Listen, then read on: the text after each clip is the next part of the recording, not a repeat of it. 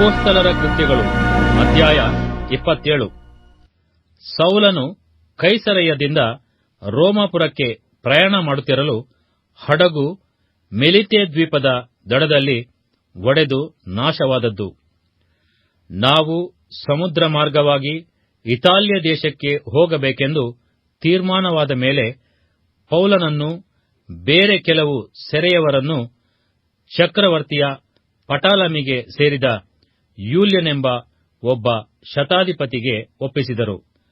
ಆಗ ಅದ್ರಮಿತ್ತಿಯದಿಂದ ಬಂದು ಅಸ್ಯ ಸೀಮೆಯ ಕರಾವಳಿಯ ಸ್ಥಳಗಳಿಗೆ ಹೋಗುವುದಕ್ಕಿದ್ದ ಒಂದು ಹಡಗನ್ನು ಹತ್ತಿ ಸಮುದ್ರ ಪ್ರಯಾಣವನ್ನು ಪ್ರಾರಂಭಿಸಿದೆವು.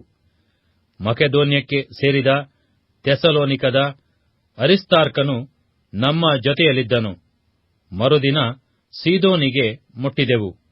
ಯೂಲ್ಯನು ಪೌಲನಿಗೆ ದಯೆಯನ್ನು ತೋರಿಸುವನಾಗಿ ಅವನನ್ನು ಸ್ನೇಹಿತರ ಬಳಿಗೆ ಹೋಗಿ ಸತ್ಕಾರ ಹೊಂದುವುದಕ್ಕೆ ಬಿಟ್ಟನು.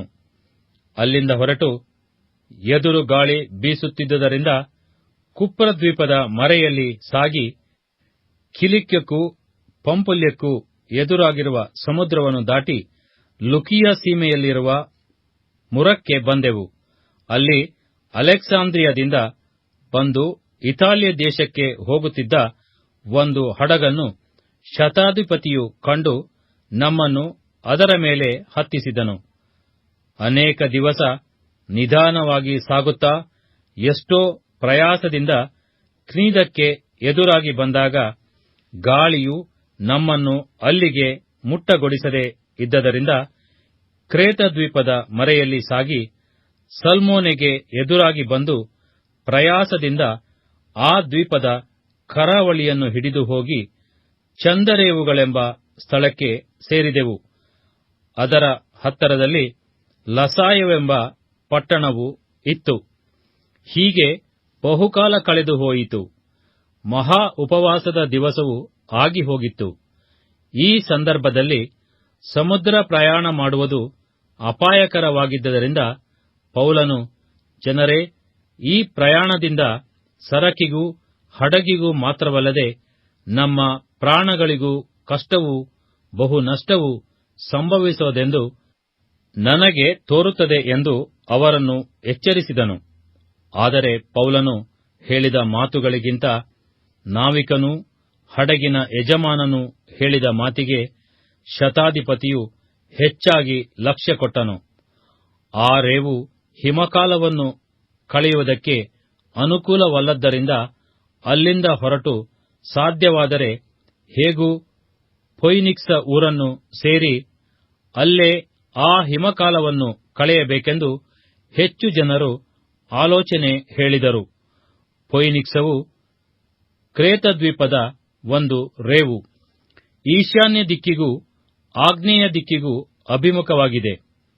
ತೆಂಕಣ ಗಾಳಿ ಮೆಲ್ಲಗೆ ಬೀಸಲಾಗಿ ತಮ್ಮ ಉದ್ದೇಶವು ಸಾರ್ಥಕವಾಯಿತೆಂದು ಭಾವಿಸಿ ಲಂಗರ ಎತ್ತಿ ಕ್ರೇತ ದ್ವೀಪವನ್ನು ಅನುಸರಿಸಿ ತೀರದ ಮಗ್ಗುಲಲ್ಲೇ ಹೋಗುತ್ತಿದ್ದರು. ಸ್ವಲ್ಪ ಹೊತ್ತಿನ ಮೇಲೆ ಆ ದ್ವೀಪದ ಮೇಲಣಿಂದ ಈಶಾನ್ಯ ಪೂರ್ವವಾಯು ಎಂಬ ಹುಚ್ಚು ಗಾಳಿಯು ಹೊಡೆಯಿತು. ಆ ಹೊಡೆತಕ್ಕೆ ಹಡಗು ಸಿಕ್ಕಿಕೊಂಡು ಗಾಳಿಗೆದುರಾಗಿ ನಿಲ್ಲುವುದಕ್ಕೆ ಆಗದೆ ಹೋದುದರಿಂದ ಗಾಳಿಗೆ ಆಸ್ಪದ ಕೊಟ್ಟು ನೂಕಿಸಿಕೊಂಡು ಹೋದೆವು.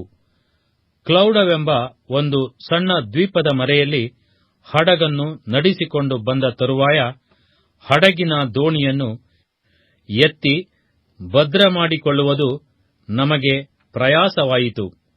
ಅದನ್ನು ಮೇಲಕ್ಕೆ ಎತ್ತಿದ ತರುವಾಯ ಹೊರಜಿಗಳನ್ನು ತೆಗೆದುಕೊಂಡು ಹಡಗಿನ ಕೆಳಭಾಗವನ್ನು ಬಿಗಿದರು. ಆಮೇಲೆ ಸುರ್ತಿಸ್ ಎಂಬ ಕಲ್ಲುಸುಬಿನಲ್ಲಿ ಸಿಕ್ಕಿಬಿದ್ದೇವೆಂದು ಭಯಪಟ್ಟು ಹಾಯಿಯನ್ನು ಸಡಿಲು ಮಾಡಿ ನೂಕಿಸಿಕೊಂಡು ಹೋದೆವು. ಗಾಳಿಯು ನಮ್ಮನ್ನು ಅತ್ಯಂತವಾಗಿ ಹೊಯ್ದಾಡಿಸಿದ್ದರಿಂದ ಅವರು ಮರುದಿನ ಸರಕನ್ನು ಬಿಸಾಡುತ್ತಿದ್ದರು. ಮೂರನೆಯ ದಿನದಲ್ಲಿ ಹಡಗಿನ ಅಡ್ಡಮರವನ್ನು ತಮ್ಮ ಕೈಯಿಂದಲೇ ಹೊರಗೆ ಎತ್ತಿ ಹಾಕಿದರು. ಅನೇಕ ದಿವಸಗಳ ತನಕ ಸೂರ್ಯನಾಗಲಿ ನಕ್ಷತ್ರಗಳಾಗಲಿ ನಮಗೆ ಕಾಣಿಸದೆ ದೊಡ್ಡ ಬಿರುಗಾಳಿ ನಮ್ಮ ಮೇಲೆ ಹೊಡೆದದ್ದರಿಂದ ತಪ್ಪಿಸಿಕೊಂಡೆವೆಂಬ ಎಲ್ಲಾ ನಿರೀಕ್ಷೆಯು ಅಂದಿನಿಂದ ಕಳೆದು ಹೋಯಿತು. ಅವರು ಬಹುಕಾಲ ಊಟವಿಲ್ಲದೆ ಇದ್ದ ಮೇಲೆ ಪೌಲನು ಅವರ ಮಧ್ಯದಲ್ಲಿ ನಿಂತುಕೊಂಡು, ಎಲೈ ಜನರೇ, ನೀವು ಕ್ರೇತದಿಂದ ಹೊರಟು ಈ ಕಷ್ಟ ನಷ್ಟಗಳಿಗೆ ಗುರಿಯಾಗದಂತೆ ನನ್ನ ಮಾತನ್ನು ಕೇಳಬೇಕಾಗಿತ್ತು. ಈಗಲಾದರೂ ನೀವು ಧೈರ್ಯದಿಂದಿರಬೇಕೆಂದು ನಿಮಗೆ ಬುದ್ಧಿ ಹೇಳುತ್ತೇನೆ. ಹಡಗು ನಷ್ಟವಾಗುವುದೇ ಹೊರತು ನಿಮ್ಮಲ್ಲಿ ಒಬ್ಬರಿಗೂ ಪ್ರಾಣ ನಷ್ಟವಾಗುವುದಿಲ್ಲ. ನಾನು ಯಾರವನಾಗಿದ್ದೇನೋ, ಯಾರನ್ನು ಸೇವಿಸುತ್ತೇನೋ ಆ ದೇವರಿಂದ ಬಂದ ಒಬ್ಬ ದೂತನು ಕಳೆದ ರಾತ್ರಿಯಲ್ಲಿ ನನ್ನ ಹತ್ತಿರ ನಿಂತು, ಪೌಲನೇ, ಭಯಪಡಬೇಡ, ನೀನು ಚಕ್ರವರ್ತಿಯ ಮುಂದೆ ನಿಲ್ಲಬೇಕು.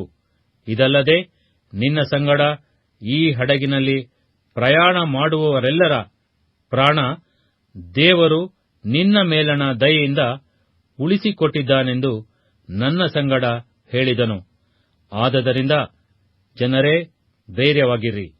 ನನಗೆ ಹೇಳಲ್ಪಟ್ಟ ಪ್ರಕಾರವೇ ಆಗುವುದೆಂದು ದೇವರನ್ನು ನಂಬುತ್ತೇನೆ. ಆದರೆ ನಾವು ಯಾವುದೋ ಒಂದು ದ್ವೀಪದ ದಡವನ್ನು ತಾಕಬೇಕಾಗಿದೆ ಎಂದು ಹೇಳಿದನು. 14ನೆಯ ರಾತ್ರಿ ಬಂದ ಮೇಲೆ ನಾವು ಆದ್ರಿಯ ಸಮುದ್ರದಲ್ಲಿ ಅತ್ತ ಇತ್ತ ಬಡಿಸಿಕೊಂಡು ಹೋಗುತ್ತಿರುವಾಗ ಸುಮಾರು ಮಧ್ಯರಾತ್ರಿಯಲ್ಲಿ ನಾವಿಕರು ಒಂದು ದೇಶದ ಹತ್ತಿರ ಬಂದೆವೆಂದು ನೆನೆಸಿ ಅಳತೆ ಗುಂಡನ್ನು ಇಳಿಸಿ 20 ಮಾರುದ್ದವೆಂದು ಕಂಡರು. ಸ್ವಲ್ಪ ಹೊತ್ತಿನ ಮೇಲೆ ಅವರು ತಿರುಗಿ ಅಳತೆ ಗುಂಡನ್ನು ಇಳಿಸಿ ನೋಡಲಾಗಿ 15 ಮಾರುದ್ದವೆಂದು ಕಂಡರು. ಬಂಡೆ ಸ್ಥಳವನ್ನು ತಾಕೇವೆಂದು ಭಯಪಟ್ಟು ಹಡಗಿನ ಹಿಂಭಾಗದಿಂದ 4 ಲಂಗರಗಳನ್ನು ಬಿಟ್ಟು ಯಾವಾಗ ಬೆಳಗಾದೀತು ಎಂದು ಹಾರೈಸುತ್ತಿದ್ದರು. ಆದರೆ ನಾವಿಕರು ಮುಂಭಾಗದಲ್ಲಿ ಲಂಗರಗಳನ್ನು ಹಾಕಬೇಕೆಂಬುವ ನೆವದಿಂದ ದೋಣಿಯನ್ನು ಸಮುದ್ರದಲ್ಲಿ ಇಳಿಸಿ ಹಡಗನ್ನು ಬಿಟ್ಟು ತಪ್ಪಿಸಿಕೊಂಡು ಹೋಗುವುದಕ್ಕೆ ಪ್ರಯತ್ನಿಸುತ್ತಿರುವಾಗ ಪೌಲನು ಶತಾಧಿಪತಿಗೂ ಸಿಪಾಯಿಗಳಿಗೂ, ಇವರು ಹಡಗಿನಲ್ಲಿ ನಿಲ್ಲದೆ ಹೋದರೆ ನೀವು ಉಳುಕೊಳ್ಳುವುದಕ್ಕಾಗುವುದಿಲ್ಲವೆಂದು ಹೇಳಿದನು. ಆಗ ಸಿಪಾಯಿಗಳು ದೋಣಿಯ ಹಗ್ಗಗಳನ್ನು ಕತ್ತರಿಸಿ ಅದು ಬಿದ್ದು ಹೋಗುವಂತೆ ಮಾಡಿದರು.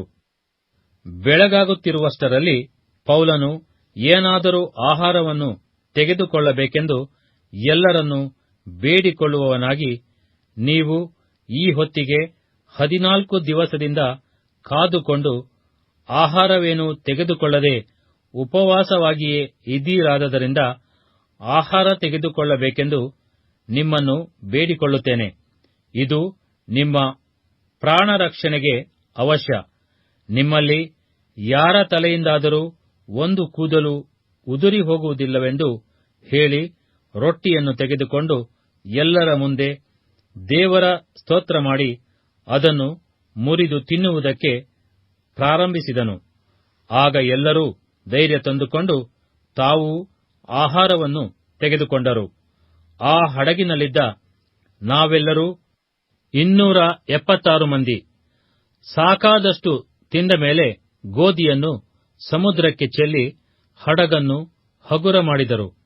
ಬೆಳಗಾದ ಮೇಲೆ ಆ ದೇಶದ ಗುರುತನ್ನು ತಿಳಿಯದೆ ಉಸುಬಿನ ದಡವುಳ್ಳ ಒಂದು ಕೊಲ್ಲಿಯನ್ನು ನೋಡಿ ಆ ದಡದ ಮೇಲೆ ಹಡಗನ್ನು ನೂಕುವುದಕ್ಕೆ ಸಾಧ್ಯವಾದೀತೆಂದು ಯೋಚಿಸಿ ಅವರು ಲಂಗರಗಳನ್ನು ಸರಿದು ಸಮುದ್ರದಲ್ಲೇ ಬಿಟ್ಟು ಚುಕ್ಕಾಣಿಗಳ ಕಟ್ಟುಗಳನ್ನು ಬಿಚ್ಚಿ ದೊಡ್ಡ ಹಾಯಿಯನ್ನು ಗಾಳಿಗೆ ಎತ್ತಿ ಕಟ್ಟಿ ಹಡಗನ್ನು ಆ ದಡಕ್ಕೆ ನಡೆಸುತ್ತಿದ್ದರು. ಆದರೆ ಮಧ್ಯದಲ್ಲಿ ಅವರಿಗೆ ಮರಳು ದಿಬ್ಬ ಸಿಕ್ಕಿದಾಗ ಅದಕ್ಕೆ ನಾವೆಯನ್ನು ಹತ್ತಿಸಿದರು. ಮುಂಭಾಗವು ತಗಲಿಕೊಂಡು ಅಲ್ಲಾಡದೆ ನಿಂತಿತ್ತು. ಹಿಂಭಾಗವು ತೆರೆಗಳ ಹೊಡೆತದಿಂದ ಒಡೆದು ಹೋಗುತ್ತಾ ಬಂತು. ಸೆರೆಯವರಲ್ಲಿ ಕೆಲವರು ಈಜಿ ತಪ್ಪಿಸಿಕೊಂಡಾರೆಂದು ಸಿಪಾಯಿಗಳು ಅವರನ್ನು ಕೊಲ್ಲಬೇಕೆಂಬುದಾಗಿ ಆಲೋಚನೆ ಹೇಳಿದರು. ಆದರೆ ಶತಾಧಿಪತಿಯು ಪೌಲನನ್ನು ಉಳಿಸಬೇಕೆಂದು ಅಪೇಕ್ಷಿಸಿ ಅವರ ಆಲೋಚನೆಯನ್ನು ಬೇಡವೆಂದು, ಈಜಬಲ್ಲವರು ಹಡಗಿನಿಂದ ಧುಮುಕಿ ಮೊದಲಾಗಿ ತೀರಕ್ಕೆ ಹೋಗಬೇಕೆಂತಲೂ, ಮಿಕ್ಕಾದವರಲ್ಲಿ ಕೆಲವರು ಹಲಿಗೆಗಳ ಮೇಲೆ, ಕೆಲವರು ಹಡಗಿನ ತುಂಡುಗಳ ಮೇಲೆ ಹೋಗಬೇಕೆಂತಲೂ ಅಪ್ಪಣೆ ಕೊಟ್ಟನು. ಈ ರೀತಿಯಿಂದ ಎಲ್ಲರೂ ಸುರಕ್ಷಿತವಾಗಿ ತೀರಕ್ಕೆ ಸೇರಿದರು.